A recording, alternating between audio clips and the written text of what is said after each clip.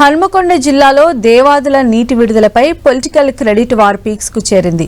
Dharmasagar reservoir దగ్గర ఆసక్తికర పరిణామం చోటు చేసుకుంది. దేవనపేట పంప్ హౌస్ ను మంత్రులు ఉత్తమ్, పొంగులేటి ప్రారంభించారు. ధర్మసాగర్ రిజర్వాయర్లోకి నీళ్లను విడుదల చేశారు. అయితే గోదావరి జలాలకు మంత్రులు వచ్చి పూజలు చేయకముందే మాజీ MLA doctor Rajaiah Dharmasagar reservoir దగ్గరకు చేరుకుని గోదావరి జలాలకు పూజలు చేశారు. బీఆర్ఎస్ పోరాట ఫలితంగానే గోదావరి జలాలు ధర్మసాగర్కు వచ్చాయని ఆ జలాలను ముద్దాడారు. మంత్రుల పర్యటనకు ముందే రాజయ్య పూజలు చేయడంతో జిల్లాలో హాట్ టాపిక్ గా మారింది.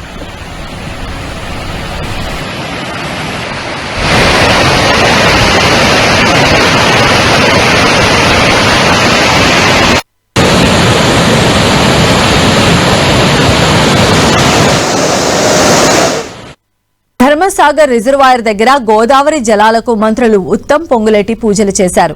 వచ్చే ఏడాది డిసెంబర్లోగా దేవాదుల ప్రాజెక్టు పనులన్నీ పూర్తి చేస్తామని మంత్రులు హామీ ఇచ్చారు. ఇది 3వ దశకు సంబంధించిన దేవాదుల ప్రాజెక్టుకు సంబంధించింది.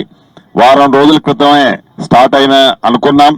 అనివార్య కారణాల వలన అది డిలే అయినప్పటికీ రైతులకి మేలు చేయాలని నీటిపారుదల శాఖ మంత్రి వర్యులు ఉత్తమ్ కుమార్ రెడ్డి గారు ఆ శాఖకు సంబంధించిన అధికారులందరినీ పరుగు పెట్టించి అనేక ఆటంకులు టెక్నికల్ గా ఇబ్బంది వచ్చినా వాటన్నిటినీ అధిగమించి ఈరోజు సక్సెస్ఫుల్ గా ఒక మోటార్ ని రన్నింగ్ తేగలిగాం. సుమారు 600 నుంచి 650 క్యూసెక్కుల నీరు రావటం జరుగుతుంది. దేవాదుల దగ్గర శిలాపాలకం వేస్తే ఆ రోజు అది అడ్డైపోయింది. పనులు మొదలు కాలే, తట్ట మట్టి తీయలే, పిండాలు పడ్డాయి. రెండవది ఫస్ట్ ఫేజ్ నీళ్ళు నింపేటప్పుడు కీ తీసి దాంట్లో వేసే కార్యక్రమం.